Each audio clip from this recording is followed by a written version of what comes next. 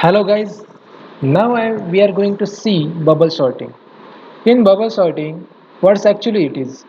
It is repeatedly swapping of two adjacent elements if they are in wrong order. Now let's see a case. We are taking an array of size 6 which is 12, 45, 23, 51, 19 and 8. This is an unsorted array. Now let's use the bubble sorting technique to get it sorted, to get it in ascending order. So in this, now what we are going to do? Now what I had said that it is repeatedly swapping a two adjacent elements. So here first two adjacent elements are 12 and 45. If our the left element is greater than the right element, it will be in wrong order. If it is in the wrong order, we will swap it. Here you can see 1245 is not in the wrong order because left element is less than right element. For the next adjacent element, that is 4523, they are in the wrong order because the here left element, which is 45, is greater than the right element. So we will swap it, and after swapping it will look like this. 23 comes at the second position, right? So and so on we will do like this for at last 51 8. So we will sort it, and our 51 is at now at the last. So actually what we are doing, we are forwarding the highest element, the greatest element at the last position. Okay, so can you see, do we get the sorted array now? No, we don't get it. This is not the sorted array. Actually, the 51, the last element, is now sorted, but the first 5 elements are unsorted here. You can see. So the thing now I am going to tell you that this was the first iteration, and for the second iteration, now we will again do the same thing, that the first two element we will swap it if the L is greater than R. So at 23, 45, 45, 19 we will swap. Here 45, 8 we will swap. It comes here, then 45. Now we have 45, 51 as sorted and first 4 as unsorted array. The same thing we will apply. We will take this array and again we will apply the same thing. Now we have 23, 45, 51 as our sorted array. And again the same thing we will apply like this, and then at the last, in the fifth iteration, we will have the sorted array, as you can see.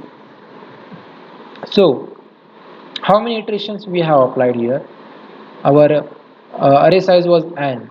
So and here the iterations we have applied are 5. So n minus iterations before we get our sorted array. We have applied n minus 1 iterations. You can see for the first iteration, the swapping is done in n minus 1 times. In the second iteration, it is done n minus 2 times. As you can see here, 6 minus 1, that is 5 times the swapping is done.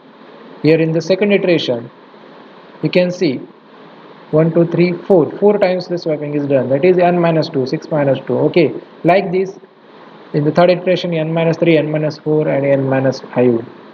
So for the first iteration is n minus 1, second is n minus 1, and so on. So for the ith iteration it is n minus I. It actually depends on the iterations. Okay. Now let's code this bubble sort.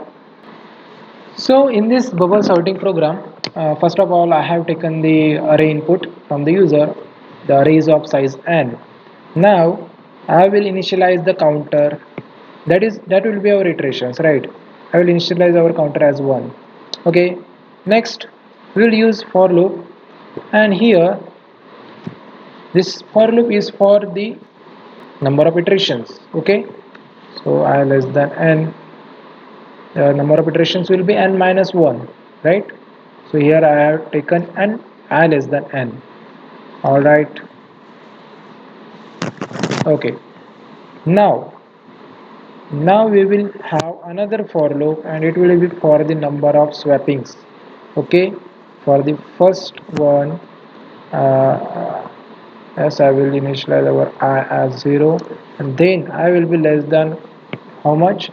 So our swapping is for the ith iteration, it is n minus iteration, that is n minus counter. Yes, Here it is I less than n minus counter. Okay, and now what we are going to do, we will swap the values. If the array, that is the first element, if we take as left, then if the left element is greater than the right, what will the index for the right? It will be I plus 1. And if it is so, we will swap them. And for swapping, we will use a temporary variable first.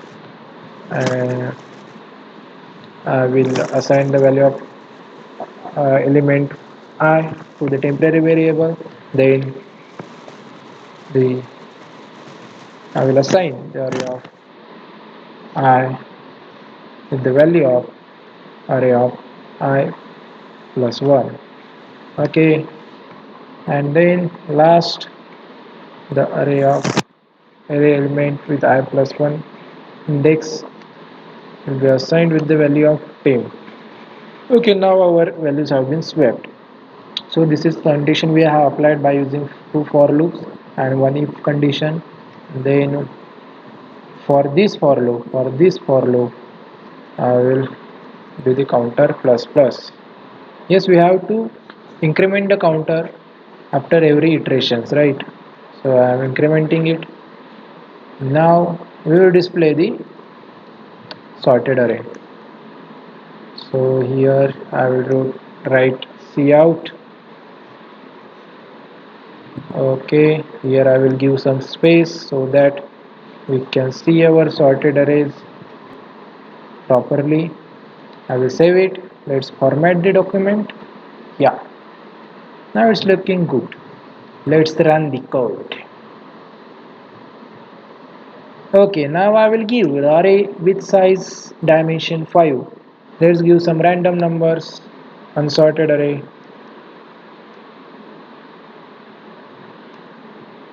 Okay, this is unsorted array. Now let's see whether it give a sorted array or not. Enter. Yes. 6, 32, 43, 67, 99. This is in ascending order. Now I will see you in the next video.